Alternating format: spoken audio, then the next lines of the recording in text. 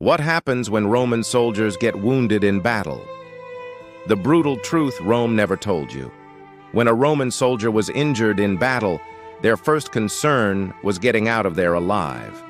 So they would often carry their shield in one hand and their sword in the other, even if it meant walking for miles with their wounds bleeding all over their clothes. If they were lucky enough to make it back to camp, they'd be treated by a medic.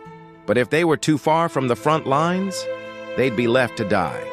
You might think that's horrible, but it was actually a common sight during the Roman Empire. In fact, there are accounts of entire legions being wiped out by disease and starvation, not to mention the countless battles they fought against each other. It wasn't until the Middle Ages that warfare started to become more humane, but even then, it was still pretty brutal. For example, during the Battle of Hastings in 1066, King Harold Godwinson was killed by an arrow through the eye.